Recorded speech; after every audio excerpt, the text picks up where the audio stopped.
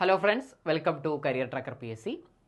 Indian പൊളിറ്റിയെ കുറിച്ചുകൊണ്ടുള്ള ഒരു സീരീസാണ് നമ്മൾ ഇന്നു മുതൽ ആരംഭിക്കുന്നത്. നമുക്കറിയാം, Kerala PSC degree level, 10th level, 12th level പരീക്ഷകളിലെല്ലാം പൊളിറ്റി എന്ന് പറയുന്നത് വളരെ ഇമ്പോർട്ടൻ്റ് ആയിട്ടുള്ള ഒരു ടോപ്പിക്കാണ്. ഡിഗ്രി ലെവൽ പ്രിലിംസിലൊക്കെ ആണെന്നുണ്ടെങ്കിൽ 5 മാർക്കിനും, മെയിൻസ് പരീക്ഷയ്ക്കാണെന്നുണ്ടെങ്കിൽ 8-10 മാർക്കിനൊക്കെ എന്ത് ചെയ്യാറുണ്ട്, പൊളിറ്റിയുടെ വിഭാഗത്തിൽ നിന്ന് ചോദ്യങ്ങൾ ചോദിക്കാറുണ്ട്. അതിൽ തന്നെ സ്ഥിരമായിട്ട് ചോദിക്കുന്ന കുറച്ച് മേഖലകളുണ്ട്. Preamble, fundamental right, constituent assembly, constitutional amendment, fundamental duties പോലെ ഒരുപാട് മേഖലകളിൽ നിന്ന് സ്ഥിരമായിട്ട് ചോദ്യങ്ങൾ ചോദിക്കാറുണ്ട്.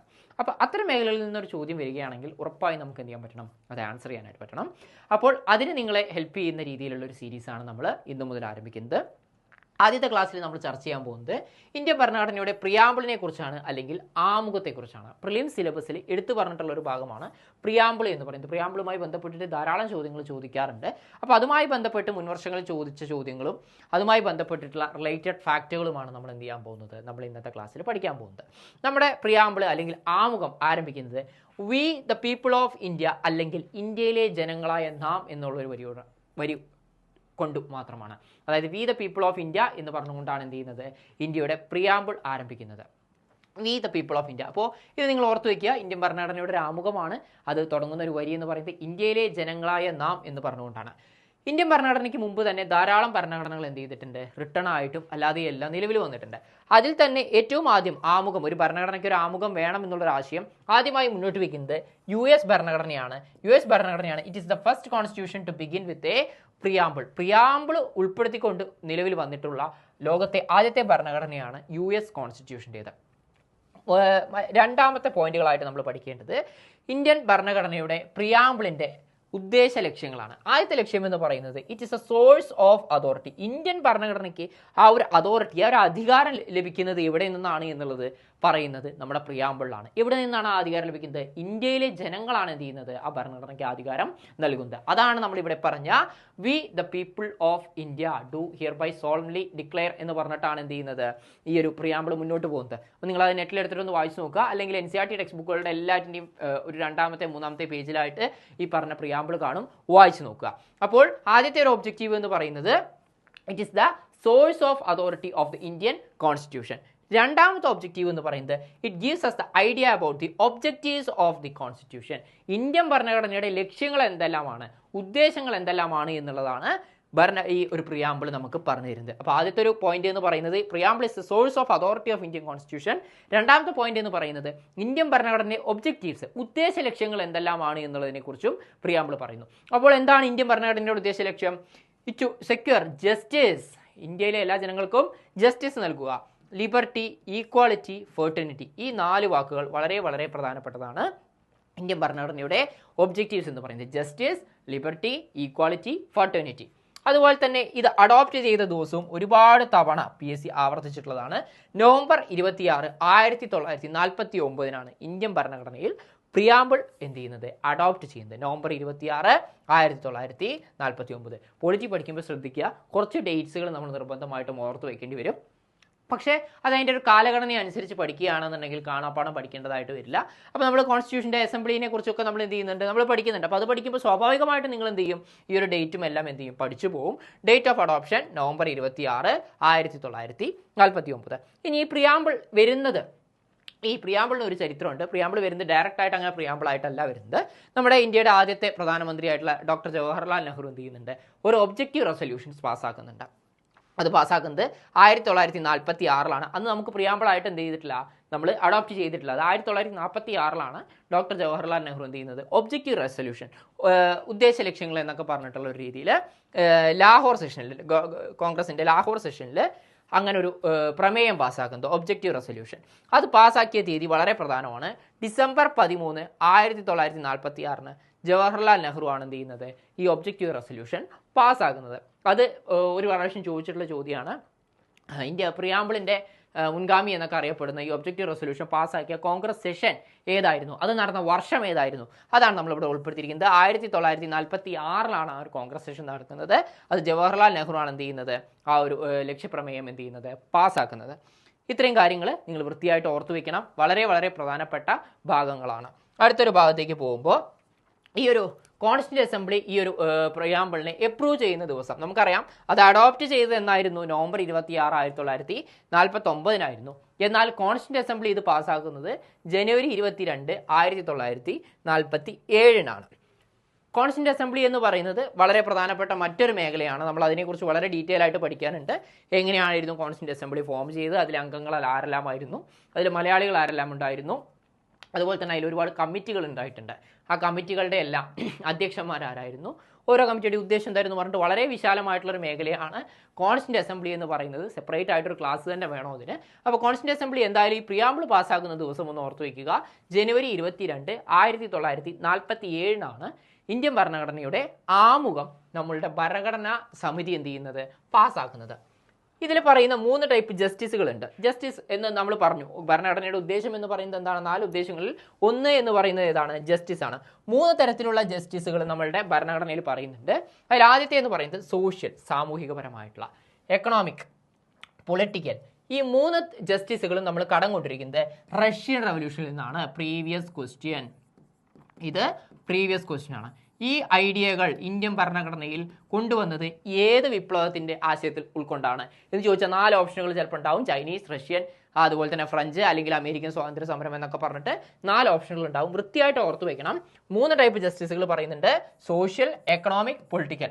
ഈ 3 നമ്മൾ കടം കൊണ്ടിരിക്കുന്നത് റഷ്യൻ റവല്യൂഷനിൽ നിന്നുമാണ്. ഫ്രഞ്ച് റവല്യൂഷനിൽ നിന്ന് നമ്മൾ കടം കൊണ്ടിട്ടുള്ള ആശയങ്ങളുണ്ട്. അത് ഏതൊക്കെയായിരുന്നു, ലിബർട്ടി, ഈക്വാലിറ്റി, ഫർട്ടേണിറ്റി. ഫ്രഞ്ച് റവല്യൂഷൻ ലോക ചരിത്രത്തിൽ നമ്മൾ പഠിക്കുന്നതാണ്. പ്രിയാമ്പിൾ പോലെ തന്നെ ലോക ചരിത്രത്തിൽ വളരെ ഇമ്പോർട്ടൻ്റ് ആയിട്ടുള്ള ഒരു ഭാഗമാണ് ഫ്രഞ്ച് റവല്യൂഷൻ എന്ന് പറയുന്നത്. ആ ഫ്രഞ്ച് റവല്യൂഷൻ നമുക്കറിയാം 1789 ഫ്രഞ്ച് റവല്യൂഷൻ നടക്കുന്നത്. അപ്പോൾ ആ ഫ്രഞ്ച് റവല്യൂഷന്റെ പ്രധാന ആശയങ്ങളായിരുന്നു എന്തെന്ന് പറയുന്നത്, ലിബർട്ടി, ഈക്വാലിറ്റി, അതുപോലെ തന്നെ ഫെർട്ടേണിറ്റി എന്ന് പറയുന്നത്.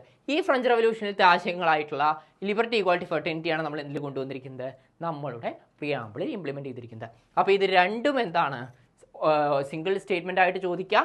അതല്ല എന്നുണ്ടെങ്കിൽ പ്രസ്താവന ചോദ്യം എന്നുള്ള രീതിയിൽ തന്നെ 3-4 പ്രസ്താവനകളുടെ ഇടയിൽ ഇത്തരം ആശയങ്ങൾ എന്ത് ചെയ്യാം, കൊണ്ടുവരാം. അപ്പോൾ liberty, equality, fraternity, French revolution, ഇതും പ്രീവിയസ് ക്വസ്റ്റ്യൻ ആണ്.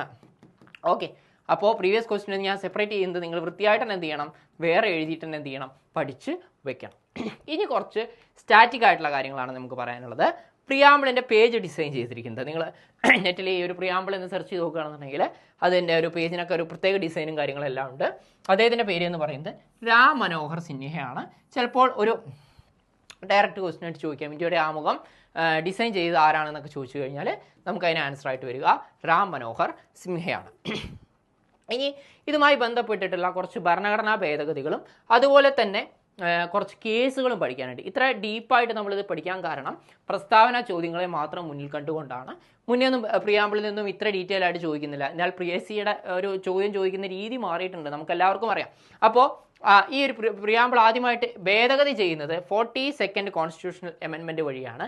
എന്താണ് അവിടെ കൊണ്ടുവന്നിട്ടുള്ള ഭേദഗതി എന്ന് ചോദിച്ചാൽ സോഷ്യലിസ്റ്റ്, സെക്കുലാർ, ഇന്റഗ്രിറ്റി, ഈ 3 വാക്കുകളെ നമ്മളുടെ പ്രിയാമ്പിളിലേക്ക് എന്ത് ചെയ്തു, ആഡ് ചെയ്ത ഭരണഘടനാ ഭേദഗതിയാണ് 42ാമത്തെ ഭരണഘടനാ ഭേദഗതി എന്ന് പറയുന്നത്. ഓർത്ത് വയ്ക്കുക, 42nd കോൺസ്റ്റിറ്റ്യൂഷണൽ അമെൻമെന്റ് added the words socialist, secular and integrity into our preamble. അപ്പോൾ ഈ ഭേദഗതി ഭരണഘടനാ ഭേദഗതി ചെയ്തിട്ടുണ്ടോ ചോദിച്ചാൽ ഉണ്ട്. എത്രാമത്തെ ഭേദഗതി, 42ാമത്തെ ഭരണഘടനാ ഭേദഗതി. ഇത് ഓർത്തു വെക്കണം. ഡിഗ്രി ലെവൽ പരീക്ഷകൾക്കൊക്കെ ചോദിക്കാൻ സാധ്യതയുള്ള ഒരു പ്രസ്താവനയാണത്. ഇനി നമ്മളുടെ ഭരണഘടനയുടെ പ്രിയാമ്പിളുമായി ബന്ധപ്പെട്ടിട്ട് 2 പ്രധാനപ്പെട്ട കേസുകളുണ്ട്. അതിൽ ആദ്യത്തെ കേസാണ് ബെറുബാരി യൂണിയൻ കേസ് എന്ന് പറയുന്നത്. രണ്ടാമത്തെ കേസ് എന്ന് പറയുന്നത് PSC പരീക്ഷയ്ക്ക് പഠിക്കുന്ന എല്ലാവരും കേട്ടിട്ടുള്ള ഒരു പേരായിരിക്കും, കേശവാനന്ദ ഭാരതി കേസ് എന്ന് പറയുന്നത്. അപ്പോൾ ഇത്തരം കേസുകൾ പഠിക്കുമ്പോൾ അതിൻ്റെ വർഷം കൂടെ എന്ത് ചെയ്യണം, നിർബന്ധമായിട്ടും ഓർത്തു വയ്ക്കണം. ആ വർഷവും എന്താണ് ആ ഒരു കേസിൽ പ്രിയാമ്പിളിനെ കുറിച്ച് കോടതി പറഞ്ഞത് എന്ന് എന്ത് ചെയ്യണം, ഓർത്തു വെക്കണം. അപ്പോൾ ആദ്യത്തെ കേസായിട്ടുള്ള ബെറുബാരി കേസ് അത് നടക്കുന്നത് 1960-ലാണ്. അപ്പോൾ ഈ വർഷം ഓർത്ത് വെക്കുന്നത് എന്തിനാണെന്ന് ചോദിച്ചു കഴിഞ്ഞാൽ, ഇപ്പോൾ ഡിഗ്രി മെയിൻസിന് സെക്രട്ടേറിയറ്റ് അസിസ്റ്റന്റ് മെയിൻസിനാണെന്ന് തോന്നുന്നു ഒരു ചോദ്യം വന്നിരുന്നു. ഈ റീസെൻ്റ് ആയിട്ട് നടന്നിട്ടുള്ള ഒരു ഡിഗ്രി മെയിൻസ് പരീക്ഷയാണ്. അതായത് കേസുകളെ അവയുടെ കാലഗണന ക്രമത്തിൽ എന്ത് ചെയ്യുക, എഴുതുക എന്ന് പറഞ്ഞിട്ട് ചോദ്യം വന്നിരുന്നു. ആ വർഷം അറിയാതെ നമുക്ക് എന്ത് ചെയ്യാൻ പറ്റില്ല, അത്ര ഒരു ചോദ്യം അറ്റംപ്റ്റ് ചെയ്യാൻ പറ്റില്ല. അപ്പോൾ ബെറുബാരി യൂണിയൻ കേസ് 1960, വർഷം ക്ലിയർ ആണ്. ഈ കേസിൽ കോടതി പറഞ്ഞത് എന്താണെന്ന് ചോദിച്ചാൽ, പ്രിയാമ്പിൾ എന്ന് പറയുന്നത് ഭരണഘടനയുടെ ഭാഗമല്ല എന്നാണ് അന്ന് കോടതി നോട്ടീസ് ചെയ്തത്. അതായത് 1960 ബെർബാറി യൂണിയൻ കേസ് ഉണ്ടായി. ആ കേസിൽ കോടതിയുടെ ഒരു ഒബ്സർവേഷൻ എങ്ങനെയായിരുന്നു, ഇന്ത്യയുടെ ഭരണഘടനയിലുള്ള പ്രിയാമ്പിൾ എന്ന് പറയുന്നത് ആ കോൺസ്റ്റിറ്റ്യൂഷൻ്റെ ഭാഗമല്ല എന്നാണ് എന്ത് ചെയ്തത് അന്ന് കോടതി ഒബ്സർവ് ചെയ്തത്. എന്നാൽ 13 വർഷങ്ങൾക്ക് ശേഷം 1973 കേശവാനന്ദ ഭാരതി കേസ്, നമ്മുടെ കേരളത്തിലെ ഒരു മഠവുമായി നടന്നിട്ടുള്ള ഒരു കേസാണ്. അത് വേറെ സെപ്പറേറ്റ് ആയിട്ടുള്ള ഒരു ടോപ്പിക്കാണ്, നിങ്ങൾക്കറിയാം. കേശവാനന്ദ ഭാരതി കേസ്, ആ കേസിൽ കോടതി മുന്നത്തെ അഭിപ്രായം എന്ത് ചെയ്തു, തിരുത്തി. Preamble part of the constitution, preamble, ഇന്ത്യയുടെ പ്രിയാമ്പിൾ എന്ന് പറയുന്നത് മറ്റേത് ഭാഗത്തെയും പോലെ ഇന്ത്യൻ ഭരണഘടനയുടെ ഒരു ഭാഗം തന്നെയാണ്, അത് സെപ്പറേറ്റ് ആയിട്ട് കാണേണ്ടതല്ല എന്ന് പറയുന്നതിനോടൊപ്പം ബേസിക് സ്ട്രക്ചർ ഡോക്ട്രൈൻ എന്ന് പറഞ്ഞിട്ടുള്ള ഒരു ഐഡിയ കൂടി എന്ത് ചെയ്തു കോടതി ഈ കേശവാനന്ദ ഭാരതി കേസിൽ മുന്നോട്ട് വെച്ചു. എന്താണ് ഈ ബേസിക് സ്ട്രക്ചർ ഡോക്ട്രൈൻ? കുറച്ച് കാര്യങ്ങൾ ഭരണഘടനയുടെ അടിസ്ഥാന തത്വങ്ങളിൽപ്പെട്ടതാണ്, അവയെ എന്ത് ചെയ്യാൻ പറ്റില്ല, നമുക്ക് മാറ്റങ്ങൾ വരുത്താനായിട്ട് പറ്റില്ല. അതായിരുന്നു ഈ ബേസിക് സ്ട്രക്ചർ ഡോക്ട്രൈൻ എന്ന് പറയുന്നത്. ഈ കേശവാനന്ദ ഭാരതി കേസിൽ വളരെ വളരെ കേട്ട് പരിചയിച്ച ഒരു പേരാണ് ബേസിക് സ്ട്രക്ചർ ഡോക്ട്രൈൻ. ഇപ്പോൾ കുറച്ച് കാര്യങ്ങളൊക്കെ ഉണ്ട്. ഇപ്പോൾ പ്രിയാമ്പിൾ അങ്ങനെ ബേസിക് സ്ട്രക്ചർ ഡോക്ട്രൈനിൽ പെട്ടതാണ്. ചില ഫണ്ടമെൻ്റൽ റൈറ്റുകൾ, അങ്ങനെ കുറച്ച് കാര്യങ്ങൾ എന്ത് ചെയ്യുന്നുണ്ട്, ഭരണഘടനയുടെ അടിസ്ഥാന തത്വങ്ങളിൽ പെട്ടതാണ്. അവയെ എന്ത് ചെയ്യാൻ പറ്റില്ല, നമുക്ക് ഭേദഗതി വരുത്താനോ മാറ്റങ്ങൾ വരുത്താനോ ഒക്കെ അതിന് വേറെ കുറച്ച് കാര്യങ്ങളൊക്കെ ഉണ്ട്, നമ്മൾ ഡീറ്റെയിൽ ആയിട്ട് പഠിക്കും. അപ്പോൾ ഈ കേശവാനന്ദ ഭാരതി കേസ് 1973 അവിടെ പറഞ്ഞത് പ്രിയാമ്പിൾ എന്ന് പറയുന്നത് ഇന്ത്യൻ ഭരണഘടനയുടെ ഭാഗമാണ്. അപ്പോൾ ഈ വർഷവും കേസും അന്ന് കോടതി പറഞ്ഞിട്ടുള്ള അഭിപ്രായവും നിർബന്ധമായിട്ടും ഓർത്തു വയ്ക്കണം. ചിലപ്പോൾ പ്രസ്താവന ഇങ്ങനെ തരും, 1960 ബെർബാറി യൂണിയൻ കേസിൽ ഭരണഘടന ഇന്ത്യയുടെ ഭാഗമാണ് എന്ന് കോടതി പറഞ്ഞു എന്ന് പറഞ്ഞാൽ ആ പ്രസ്താവന തെറ്റാണ്. കാരണം അന്ന് കോടതി പറഞ്ഞത് എന്താ, preamble is not a part of constitution എന്നാണ് പറഞ്ഞിരിക്കുന്നത്. അപ്പോൾ ഈ ഒരു പ്രസ്താവന നിങ്ങൾക്ക് ശരിയാണോ തെറ്റാണോ എന്ന് അറിയണമെങ്കിൽ ഈ ഒരു കാര്യം എന്ത് ചെയ്യണം, വൃത്തിയായിട്ട് പഠിച്ചു വെക്കണം. അപ്പോൾ ഈ കേസ്, അവയുടെ വർഷം, അന്നത്തെ കോടതിയുടെ ഒബ്സർവേഷൻ എന്ന് എന്ത് ചെയ്യുക, ഓർത്ത് വെക്കുക. നമുക്ക് അടുത്തൊരു ഭാഗത്തിലേക്ക് പോകാം. അടുത്ത ഒരു ഭാഗത്തോട്ട് വരുമ്പോൾ ഈ ഇന്ത്യൻ കോൺസ്റ്റിറ്റ്യൂഷൻ്റെ പ്രിയാമ്പിളിനെ കുറിച്ച് ചില പണ്ഡിതർ എന്ത് ചെയ്തിട്ടുണ്ട്, കുറച്ച് അഭിപ്രായങ്ങൾ പറഞ്ഞിട്ടുണ്ട്. ഇവ ചോദിച്ചിട്ടുള്ള കാര്യങ്ങളാണ്. അതുകൊണ്ടാണ് ഈ ഒരു 6 അഭിപ്രായങ്ങൾ എന്ത് ചെയ്യുന്നത് ഞാൻ ഈ ഒരു സ്ലൈഡിൽ ഉൾപ്പെടുത്തിയിട്ടുള്ളത്. ഡയറക്റ്റായിട്ട് ഇങ്ങനെ തന്നെ ചോദിച്ചിട്ടുണ്ട്. ഇപ്പോൾ കെ എം മുൻഷിയെ പോലെ അല്ലെങ്കിൽ ഏണസ്റ്റ് ബാർക്കറെ പോലെ, പൽക്കിവാലയെ പോലെ, അവരൊക്കെ ഫേമസ് ആയിട്ടുള്ള, പൽക്കിവാല എന്നൊക്കെ പറഞ്ഞു കഴിഞ്ഞാൽ ഫേമസ് ആയിട്ടുള്ള ഒരു ജൂറിസ്റ്റാണ്, നിങ്ങൾക്കറിയാം. അപ്പോൾ അദ്ദേഹത്തെ പോലുള്ള ആളുകളൊക്കെ പറഞ്ഞിട്ടുള്ള അഭിപ്രായങ്ങൾ എന്തെല്ലാമായിരുന്നു എന്ത് ചെയ്യണം, ഒന്ന് ഓർത്ത് വെക്കണം. അതിൽ ആദ്യത്തെ ഒരു ഒപ്പീനിയൻ എന്ന് പറയുന്നത് കെ എം മുൻഷി, അദ്ദേഹം പറഞ്ഞത് described preamble as the political horoscope of India, ഇന്ത്യയുടെ രാഷ്ട്രീയ ജാതകം എന്നാണ് അദ്ദേഹം പ്രിയാമ്പിളിനെ എന്ത് ചെയ്തത്, വിശേഷിപ്പിച്ചത്. ഇന്ത്യയുടെ രാഷ്ട്രീയ ജാതകം എന്ന ആമുഖത്തെ വിശേഷിപ്പിച്ച വ്യക്തി ആരാണെന്ന് ചോദിച്ചാൽ അത് കെ എം മുൻഷിയാണ്. രണ്ട് രീതിയിലും ചോദിക്കാം. ഒന്ന് അദ്ദേഹത്തിൻ്റെ അഭിപ്രായം എന്തായിരുന്നു എന്ന് ചോദിക്കാം, അല്ലെങ്കിൽ അഭിപ്രായം പറഞ്ഞിട്ട് അത് പറഞ്ഞ വ്യക്തി ആരായിരുന്നു എന്നും എന്ത് ചെയ്യാം, ചോദിക്കാം. അപ്പോൾ K M Munshi described the preamble as the political horoscope of India. രണ്ടാമത്തെ ഒരു അഭിപ്രായം താക്കൂർദാസ് ഭാർഗവിയുടെയാണ്. അദ്ദേഹം പറഞ്ഞത് preamble is the soul key and yardstick of the constitution. അപ്പോൾ ഇതിങ്ങനെ തന്നെ പഠിച്ചു വയ്ക്കുക, preamble is the soul key and yardstick of the constitution. മൂന്നാമത്തെ അഭിപ്രായം ഏണസ്റ്റ് ബാർക്കറുടേതാണ്. അദ്ദേഹം പറഞ്ഞത് preamble is the keynote of the constitution. നാലാമത്തെ അഭിപ്രായം എന്ന് പറയുന്നത് പൽക്കിവാലയുടേതാണ്. ഇത് കുറച്ച് ഇമ്പോർട്ടൻ്റ് ആണ്. എന്നെ Palkhivala refer to the preamble as the identity card of the constitution. അപ്പോൾ ഇത് തമ്മിൽ മാറിപ്പോകരുത്. പൊളിറ്റിക്കൽ ഹോറോസ്കോപ്പ് ഓഫ് ഇന്ത്യ എന്ന് പറഞ്ഞത് കെ എം മുൻഷിയാണ്. അതുപോലെ തന്നെ identity card of the Indian constitution എന്ന് പറയുന്നത് പൽക്കിവാലയാണ്. രണ്ടും തമ്മിൽ മാറിപ്പോകരുത്. അടുത്തൊരു അഭിപ്രായം എന്ന് പറയുന്നത് ഹിദായത്തുള്ളയുടെയാണ്. ഇദ്ദേഹം ഫോമർ ചീഫ് ജസ്റ്റിസും കൂടി ആയിരുന്നു. നിങ്ങൾക്കറിയാം, stated the preamble resembles the declaration of independence of US. American കോൺസ്റ്റിറ്റ്യൂഷൻ്റെ അമേരിക്കൻ സ്വാതന്ത്ര്യ സമര പ്രഖ്യാപനം നമ്മുടെ SCERT ടെക്സ്റ്റ് ബുക്കിൽ പറഞ്ഞിട്ടുള്ളതാണ്. അപ്പോൾ ഈ അമേരിക്കൻ സ്വാതന്ത്ര്യ സമര പ്രഖ്യാപനവുമായിട്ട് എന്ത് ചെയ്യുകയാണ്, നമ്മളുടെ ഫോമർ ചീഫ് ജസ്റ്റിസ് ആയിട്ടുള്ള എം ഹിദായത്തുള്ള ഈ പ്രിയാമ്പിളിനെ താരതമ്യപ്പെടുത്തുകയാണ്. അപ്പോൾ ആ ഒരു SCERT ടെക്സ്റ്റ് ബുക്കിൽ ആ ഒരു വിഭാഗം വായിച്ചിട്ടുള്ള ആളുകൾക്ക് അറിയാം, ഈ നമ്മുടെ ഇന്ത്യൻ പ്രിയാമ്പിൾ എന്ന് പറയുന്നത് ഏതാണ്ട് അതിനെ റിസംബിൾ ചെയ്യുന്നതായിട്ട് നമുക്കും തോന്നാം. അതാണ് അദ്ദേഹം എന്ത് ചെയ്യുന്നത്, അങ്ങനെ ഒരു അഭിപ്രായം രേഖപ്പെടുന്നത്. Preamble resembles the declaration of independence of US. അവസാനത്തെ അഭിപ്രായം എന്ന് പറയുന്നത് അല്ലാടി കൃഷ്ണസ്വാമി അയ്യരുടേതാണ്. അദ്ദേഹം പറഞ്ഞത് it is set the preamble to our constitution expresses what we had thought or dreamed so long. നമ്മൾ ഇത്രയും കാലം സ്വപ്നം കണ്ടതോ അല്ലെങ്കിലോ നമ്മൾ ആലോചിച്ചോ ആയിട്ടുള്ള എല്ലാ കാര്യങ്ങളും എന്ത് ചെയ്തിട്ടുണ്ട്, ഈ ഒരു പ്രിയാമ്പിളിൽ വന്നിട്ടുണ്ട്. അതായത് നമ്മളുടെ ആ ഒരു കാലത്തെ സ്വപ്നം എന്ന് പറഞ്ഞു കഴിഞ്ഞാൽ, അന്നത്തെ വ്യക്തികളുടെ സ്വപ്നം എന്ന് പറഞ്ഞു കഴിഞ്ഞാൽ സ്വാതന്ത്ര്യത്തോടു കൂടി ജീവിക്കുക, സമാധാനത്തോടു കൂടി ജീവിക്കുക എന്നുള്ള എല്ലാമായിരുന്നു അദ്ദേഹരുടെ സ്വപ്നം എന്ന് പറയുന്നത്. അപ്പോൾ അതുകൊണ്ടാണ് അദ്ദേഹം എന്ത് ചെയ്യുന്നത്, എങ്ങനെ ഒരു അഭിപ്രായം രേഖപ്പെടുത്തുന്നത്? Preamble expresses what we had thought or dreamed so long. അപ്പോൾ ഈ അഭിപ്രായങ്ങൾ എന്ത് ചെയ്യണം? നിങ്ങൾ ഓർത്ത് വെക്കണം. ഇന്ത്യൻ പൊളിറ്റി ലക്ഷ്മികാന്ത് എന്നുള്ള ഒരു ഓതർ ഉണ്ട്. അദ്ദേഹത്തിൻ്റെ ബുക്കുകളിലും അതുപോലെ തന്നെ SCERT ടെക്സ്റ്റ് ബുക്കുകളിലും പറഞ്ഞിട്ടുള്ള അഭിപ്രായങ്ങളാണ് ഇവയെല്ലാം. അതുകൊണ്ട് തന്നെ നമ്മൾ എന്ത് ചെയ്യണം? നിർബന്ധമായിട്ട് പഠിച്ചു വെക്കണം. മുൻ വർഷങ്ങളിൽ ചോദിച്ചിട്ടുള്ള കാര്യങ്ങളാണ് പ്രിയാമ്പിളിൻ്റെ ഭാഗത്ത് നിന്ന് നമ്മൾ പഠിച്ചത്. ഇന്ത്യൻ പൊളിറ്റി എന്ന് പറയുന്നത് വളരെ വിശാലമായിട്ടുള്ള ഒരു മേഖലയാണ്. നമുക്ക് ഒരു ക്ലാസ് കൊണ്ടോ 2 ക്ലാസ് കൊണ്ടോ ഒന്നും മുഴുവനായിട്ട് പഠിച്ചു തീർക്കാനായിട്ട് സാധിക്കില്ല. വരും ക്ലാസ്സുകളിൽ നമ്മൾ എന്ത് ചെയ്യുന്നതായിരിക്കും?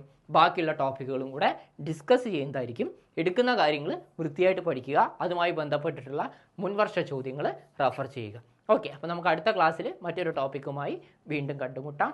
Thank you.